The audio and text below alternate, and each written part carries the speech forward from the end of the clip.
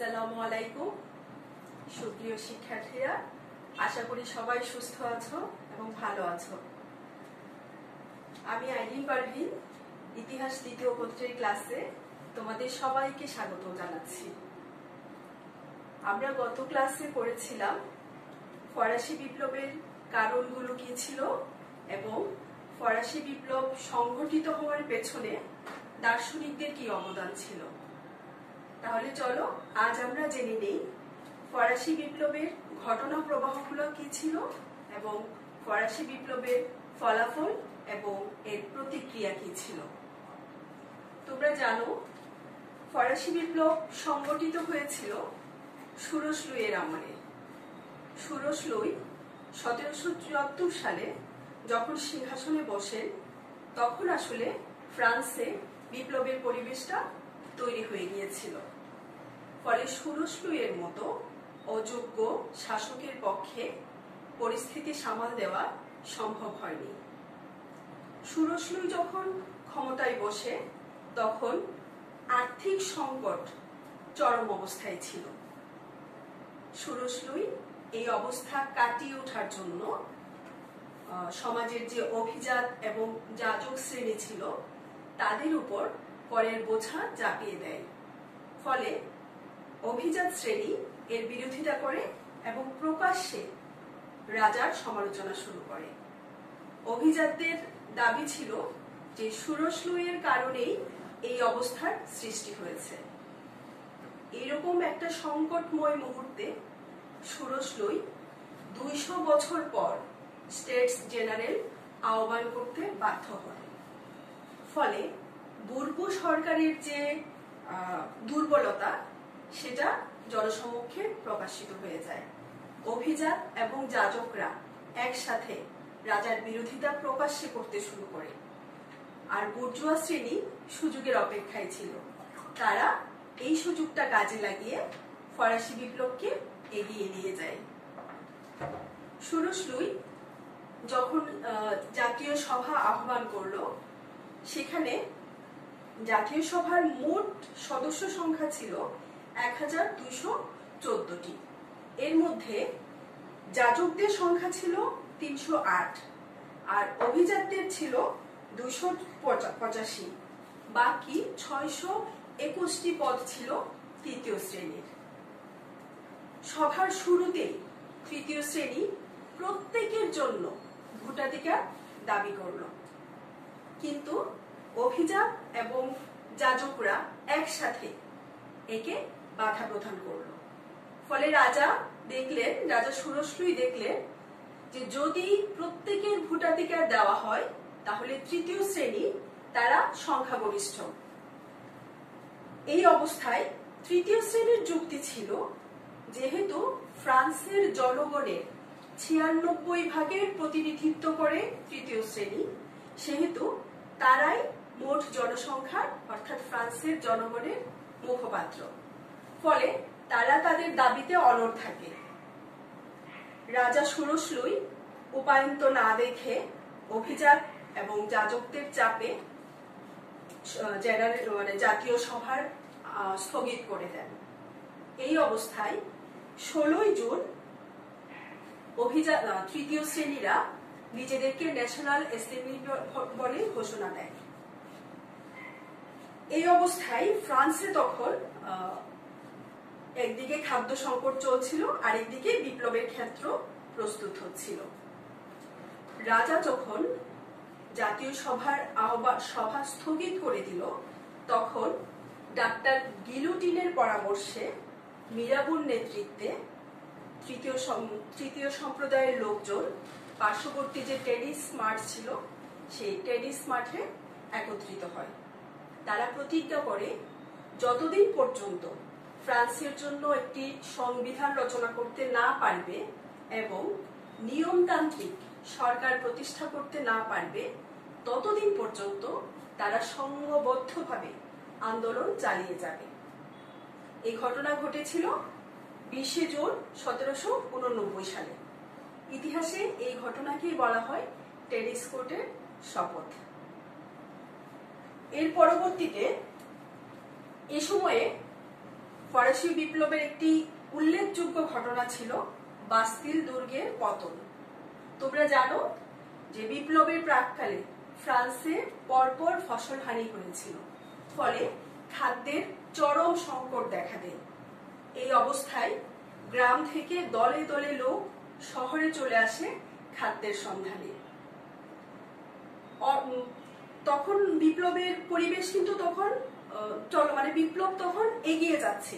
এই অবস্থায় এই যে গ্রাম থেকে লোক শহরে চলে আসছে, এর ফলে দেখা যায় যে দলে দলে লোক জড়ো হচ্ছে। সুরসলুই তখন ভীত হয়ে পড়ে এবং শহরে তিনি সেনাবাহিনী মোতায়েন করেন। এ সময় আরেকটি পদক্ষেপ সুরসলুই ভুল পদক্ষেপ গ্রহণ করেন, সেটা হচ্ছে তার যে মন্ত্রী ছিল নেকার, যিনি আসলে খুবই জনপ্রিয় ছিলেন, তাকেও পদচ্যুত করা হয়। ফলে এই যে লোকজন জড়ো হচ্ছে, এই জনতা তখন আরো বেশি উত্তেজিত হয়ে পড়ে। তাদের উত্তেজনাকে আরো বেশি এগিয়ে নিয়ে যায় পেট্রিয়ট দলের নেতাদের বক্তব্য। এই অবস্থায় এই উত্তেজিত জনতার কানে একটা খবর আসে যে বাস্তিল দুর্গে প্রচুর পরিমাণ অস্ত্র মজুদ আছে। এই খবরে তারা বেশি উত্তেজিত হয়ে পড়ে এবং তারা গির্জার ঘন্টাগুলো বাজিয়ে দেয়। ফলে সমস্ত লোক রাস্তায় এসে জড়ো হয়।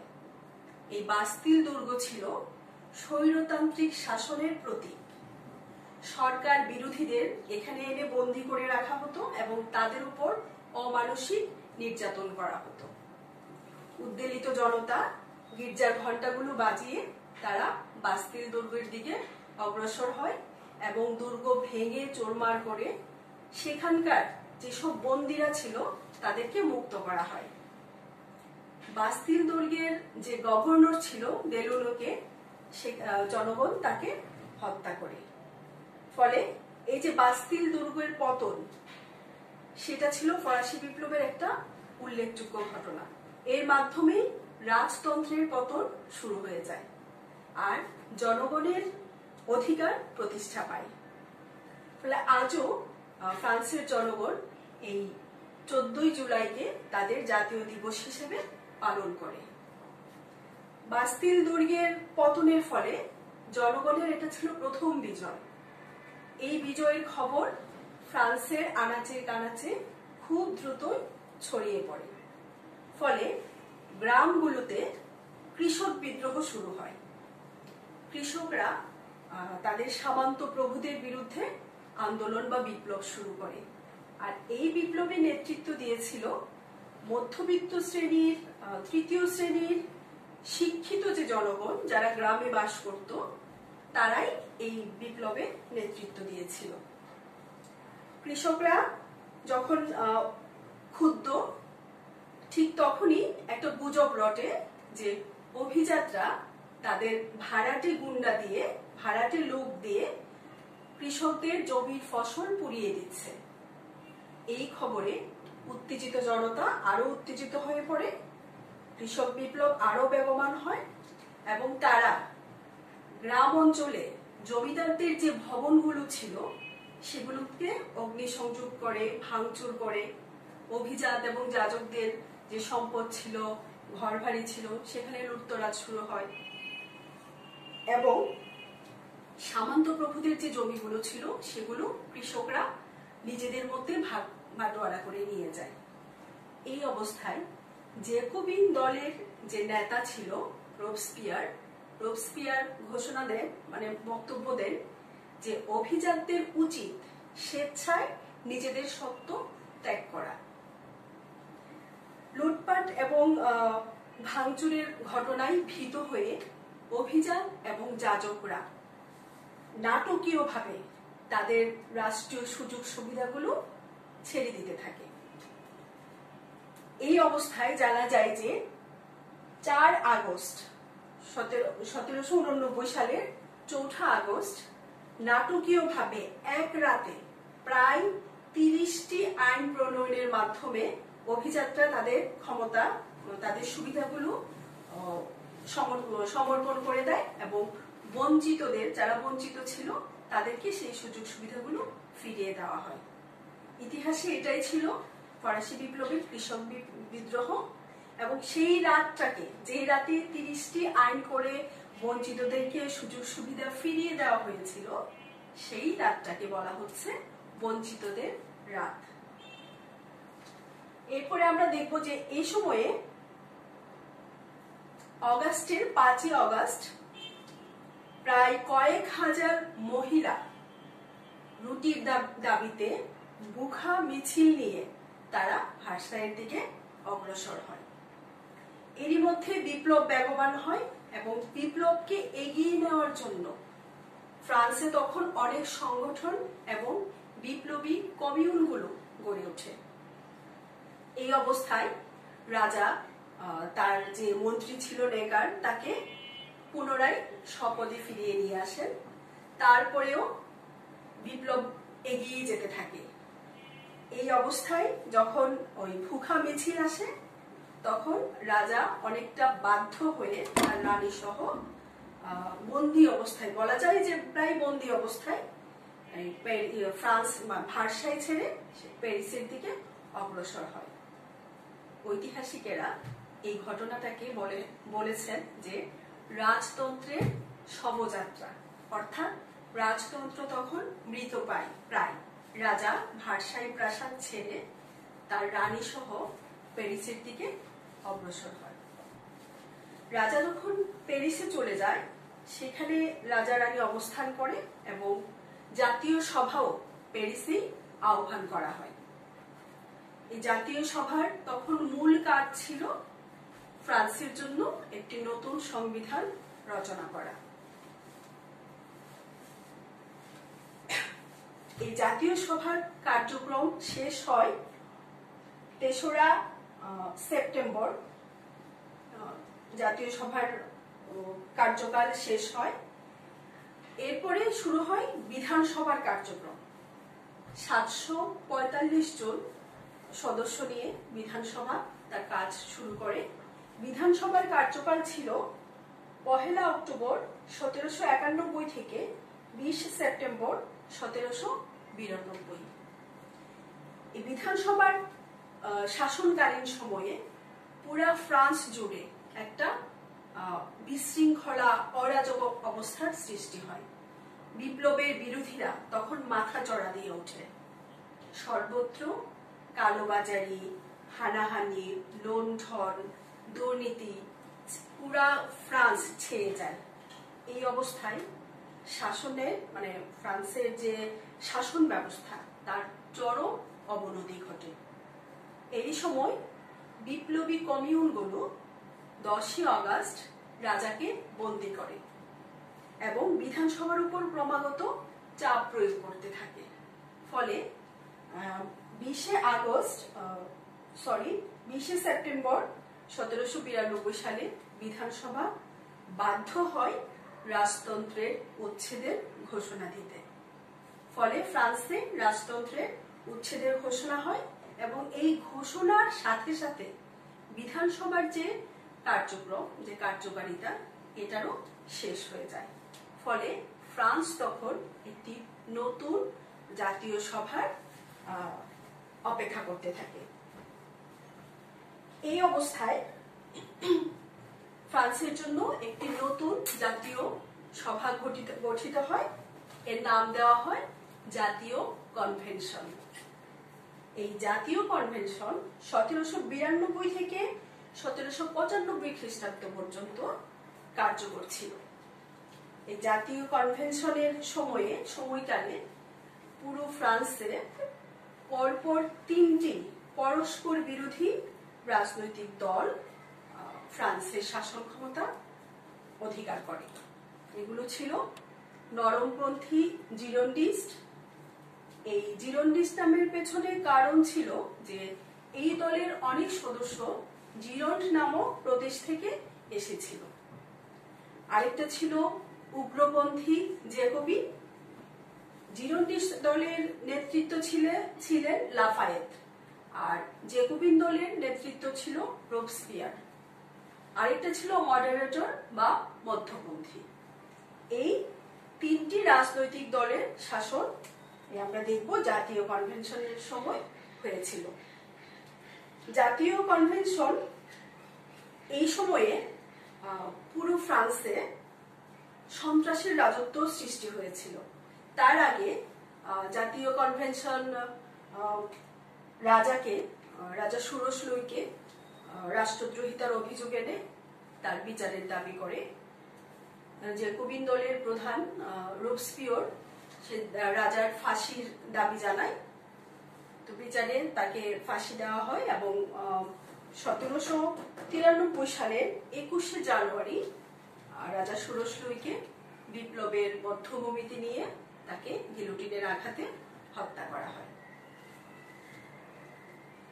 এরপরে 1793 থেকে 1794 পর্যন্ত, অর্থাৎ রোবস্পিয়রের মৃত্যুর আগ পর্যন্ত সময়কালটা, যে সময়ে জ্যাকোবিন দল ফ্রান্সের শাসন ক্ষমতায় ছিল, সেই সময়ে তারা শাসনের নামে সমগ্র ফ্রান্সে এক ত্রাসের সঞ্চার করেছিল। জানা যায় যে এক বছরে প্রায় 5 লক্ষ লোককে বন্দী করা হয়, অর্থাৎ তাদের মতের বিরোধীদেরই বন্দী করা হয়, এবং শত হাজার হাজার লোককে গিলোটিনের বিপ্লবের বদ্ধভূমিতে গিলোটিনের আঘাতে হত্যা করা হয়। এ সময় রোবস্পিয়র একত্রে অনেক লোককে একসাথে হত্যার উপায় খুঁজছিলেন। তখন ডাক্তার গিলোটিন একটা যন্ত্র আবিষ্কার করেন যাতে একসাথে শত শত লোককে হত্যা করা যায়।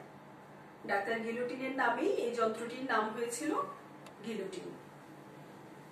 তো এই যে ফ্রান্সের ত্রাসের সঞ্চার করেছিল রোবস্পিয়রের নেতৃত্বে জ্যাকোবিন দল, এর সপক্ষে তাদের যুক্তি ছিল যে ফরাসি বিপ্লবের ভাবধারাকে রক্ষা করার জন্য, ফ্রান্সকে রক্ষা করার জন্য, অর্থাৎ ফরাসি বিপ্লবকে রক্ষা করার জন্য এই ত্রাসের রাজত্ব কায়েম করা জরুরি ছিল। নয়তো প্রতি বিপ্লবীদের চাপে, এই বিপ্লব বিরোধীদের চাপে ফ্রান্স লন্ডভন্ড হয়ে যেত। রোবস্পিয়র এই সন্ত্রাসী রাজত্বের এতটাই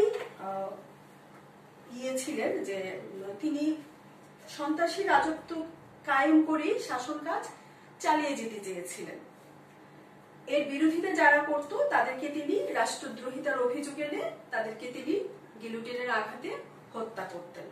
তার যে অন্যতম সহযোগী ছিল দাঁতে, তিনি এই সন্ত্রাসী রাজত্বের যৌক্তিকতা নিয়ে যখন প্রশ্ন তুলেন তখন তাকেও রাষ্ট্রদ্রোহিতার অভিযোগ আনা হয় এবং হত্যা করা হয়। এইভাবে রোবস্পিয়র জ্যাকোবিন দলের প্রায় 15 জন সদস্যকে বা নেতাকে সে রাষ্ট্রদ্রোহিতার অভিযোগ এনে গিলোটিনের আঘাতে হত্যা করে। এই অবস্থা যখন চলতে থাকে তখন জ্যাকোবিন দলের ভেতরেই সংখ্যা, মানে তাদের যে জ্যাকোবিন দলের যে সদস্যরা, তারা আস্তে আস্তে এই সন্ত্রাসবাদের বিরোধী হয়ে পড়ে এবং তারা একটা বড় অংশ এই সন্ত্রাসবাদের বিপক্ষে যায়। এই অবস্থায় জাতীয় কনভেনশন তাদের মাধ্যমে রোবস্পিয়রের বিরুদ্ধেই রাষ্ট্রদ্রোহিতার অভিযোগ আনে এবং তাকে রাষ্ট্রদ্রোহিতার অভিযোগ এনে তাকেও হত্যা করা হয়। এইভাবে সন্ত্রাসের রাজত্বের অবসান হয়।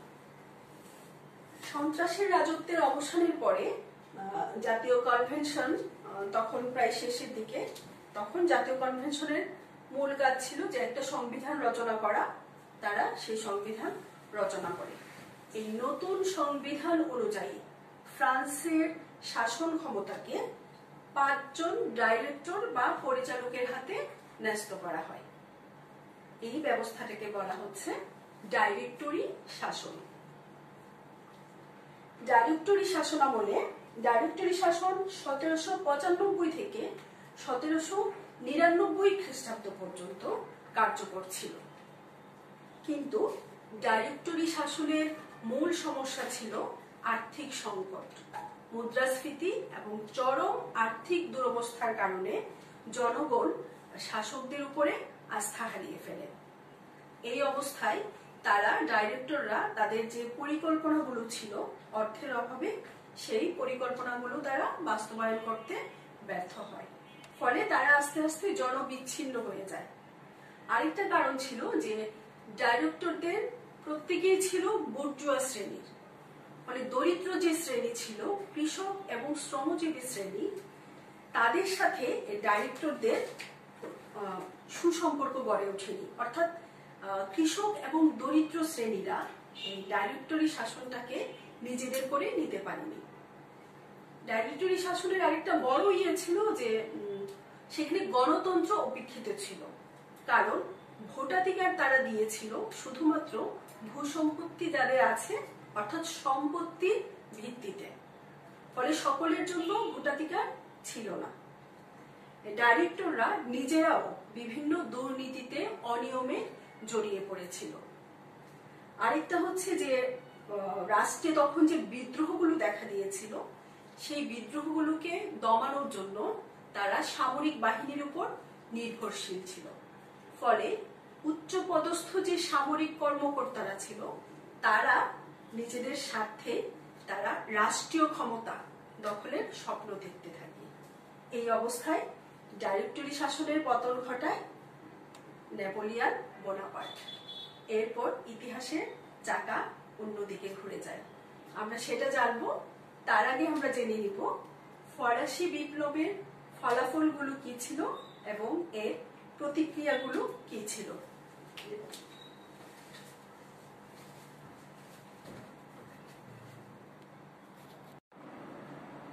ফরাসি বিপ্লবের ফলাফলগুলো ছিল সুদূরপ্রসারী এবং ব্যাপক ও বিস্তৃত। ফরাসি বিপ্লবের পরে মানে ফলে যুগের পরিবর্তন হয়। ফ্রান্স মধ্যযুগ থেকে আধুনিক যুগে প্রবেশ করে। ফ্রান্সের যে সমাজ ব্যবস্থা ছিল সেটা ছিল সামন্ততন্ত্র, মানে সামন্ত যুগ। ফরাসি বিপ্লবের ফলে এই সামন্তবাদের জায়গায় ফ্রান্স গণতন্ত্রের দিকে অগ্রসর হয়।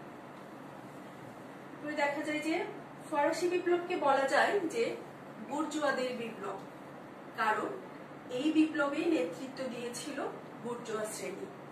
ফলে এই বিপ্লব প্রসূত যে সুযোগ সুবিধাগুলো সেগুলো বুর্জুয়া শ্রেণী ভোগ করে। তারা বিভিন্ন সরকারি চাকরি, রাষ্ট্রীয় সুযোগ সুবিধাগুলো বুর্জুয়া শ্রেণীরা ভোগ করতে থাকে। ফলে শ্রমজীবী এবং কৃষিজীবী যে শ্রেণী অর্থাৎ দরিদ্র যে শ্রেণী, তাদের দিনের কোনো পরিবর্তন হয় না, মানে তাদের ভাগ্যের কোনো পরিবর্তন হয় না। তাই ফরাসি বিপ্লবকে বলা যায় যে বুর্জুয়া বিপ্লব। এই বিপ্লবের ফলে ফ্রান্সের জনগণের মনে যে জাতীয়তাবাদী চেতনার উদ্ভব হয়েছিল বা জাগ্রত হয়েছিল তা আজও চলমান। 14 জুলাইকে ফ্রান্সবাসীরা বা ফরাসিরা তাদের প্রধান জাতীয় দিবস হিসেবে পালন করে, যা ছিল বাস্তিল দুর্গ পতনের দিন। ফরাসি বিপ্লব ফ্রান্সে একটি নতুন সমাজ ব্যবস্থা তৈরি করে। মধ্যযুগের যে সামন্ততান্ত্রিক সমাজ ব্যবস্থা ছিল, ঘুণে ধরা জরাজীর্ণ সমাজ ব্যবস্থা, তার পরিবর্তে এই সামন্তবাদ রহিত হয়, ম্যানর ব্যবস্থা ভেঙে পড়ে, তাদের যে কর ব্যবস্থা সেগুলোর পরিবর্তন হয়। ফলে মানুষ আধুনিক যুগে প্রবেশ করেছিল, একটা নতুন সমাজ তৈরি করেছিল। সামন্ত প্রভুদের যে ভূমিগুলো সেগুলো বাজেয়াপ্ত করা হয় এবং এগুলো এই কৃষকদের মধ্যে বন্টন করে দেওয়া হয়। এভাবে দেখা যায় যে ফ্রান্সে একটা নতুন সমাজ ব্যবস্থার তৈরি হয়। ফরাসি বিপ্লবের ফলে স্বৈরাচারী রাজতন্ত্রের পতন ঘটেছিল। রাজতন্ত্রের পতন ঘটিয়ে নিয়মতান্ত্রিক রাজতন্ত্র চালু হয়। পরবর্তীতে অতি বিপ্লবীদের চাপে এই নিয়মতান্ত্রিক রাজতন্ত্রেরও পতন ঘটে এবং ফ্রান্স গণতন্ত্রের পথে অগ্রসর হয়। ফরাসি বিপ্লবের ফলে নাগরিকদের অধিকার প্রতিষ্ঠা পায়। ব্যক্তি স্বাধীনতা, তারপর নাগরিকদের মৌলিক অধিকার, এরপর হচ্ছে বাক স্বাধীনতা, সংবাদপত্রের স্বাধীনতা, মানুষের যে মৌলিক যে অধিকারগুলো সেগুলো স্বীকৃতি লাভ করে।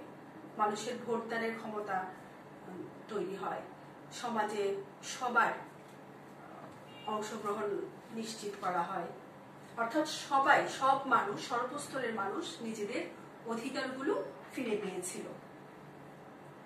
ফরাসি বিপ্লবের আরেকটা ফলাফল হচ্ছে ধর্মীয় প্রভাব খর্ব হয়, অর্থাৎ যুগ যুগ ধরে গির্জার প্রতি, যাজকদের প্রতি মানুষের যে অন্ধবিশ্বাস ছিল সেই বিশ্বাসটা ভেঙে পড়ে।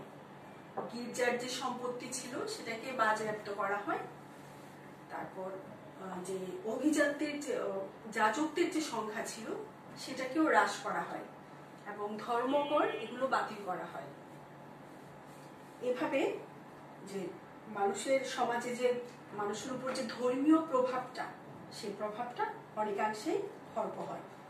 ফরাসি বিপ্লবের একটা প্রধান ফলাফল ছিল যে জনগণের হাতে ক্ষমতা অর্পণ করা, অর্থাৎ স্থানীয় যে প্রশাসন, স্থানীয় যে শাসন ব্যবস্থা, এই স্থানীয় শাসন ব্যবস্থাটাকে বিকেন্দ্রীকরণ করা হয়। বিপ্লবের পরবর্তী পর্যায়ে সমগ্র ফ্রান্সকে ৮৩টি ডিপার্টমেন্টে ভাগ করা হয়। এই ডিপার্টমেন্টগুলোকে আবার ৩৭৪টি ক্যান্টনে বিভক্ত করা হয়। ক্যান্টনগুলোকে আবার ৪৪,০০০ কমিউনে ভাগ করা হয়। মূলত যে স্থানীয় যে শাসন ব্যবস্থা সেটা থাকে কমিউনগুলোর হাতে এবং জনগণের নির্বাচিত প্রতিনিধিদের হাতে সেই ক্ষমতাটা ন্যস্ত করা হয়। ফলে কোনো শাসকের পক্ষে সরাসরি শাসন কার্যে বা স্থানীয় পর্যায়ে শাসন কার্যে হস্তক্ষেপ করা সম্ভব হয়নি। এরপরে দেখা যায় যে ফরাসি বিপ্লবের ফলে ৪টি রাজনৈতিক দলের সৃষ্টি হয়েছিল। প্রগতিশীল দক্ষিণপন্থী দল, নরমপন্থী জিরোন্ডিস্ট দল, উগ্রপন্থী জ্যাকোবিন দল এবং মডারেটর বা মধ্যপন্থী দল। আর সবশেষে বলা যায় যে ফরাসি বিপ্লবের ফলে বুর্বো রাজাদের স্বৈরতান্ত্রিক শাসন ব্যবস্থার পতন ঘটেছিল এবং ফ্রান্স গণতন্ত্রের পথে অগ্রসর হয়েছিল। আমরা যদি ফরাসি বিপ্লবের প্রভাব লক্ষ্য করি, ফরাসি বিপ্লবের প্রভাব ফ্রান্স ছাড়িয়ে গোটা ইউরোপ ছাড়িয়ে সমগ্র বিশ্বকে প্রভাবিত করেছিল। ফরাসি বিপ্লবের ফলাফলে ইউরোপের অন্যান্য যে রাষ্ট্রগুলো ছিল সেখানকার জনগণের মনে আশার আলো জাগে। ফলে ইউরোপের অন্যান্য রাষ্ট্রগুলোর শাসকদের মনে ভীতি সঞ্চার হয়। ফরাসি বিপ্লবের প্রভাবে ইউরোপীয়, বিশেষ করে জার্মানি, নেদারল্যান্ড এবং রাইন নদীর তীরবর্তী যে অঞ্চলগুলো ছিল সেগুলো ফরাসি সাম্রাজ্যের অধীনে চলে আসে। ফলে দেখা যায় যে বিপ্লবের যে ভাবধারা, সেই বিপ্লব প্রসূত যে ভাবধারা সেগুলো ওইসব অঞ্চলের রাষ্ট্রসমূহের মধ্যে বিস্তার লাভ করেছিল। ১৯১৭ সালে রুশ বিপ্লবেও ফরাসি বিপ্লবের প্রভাব পরিলক্ষিত হয়।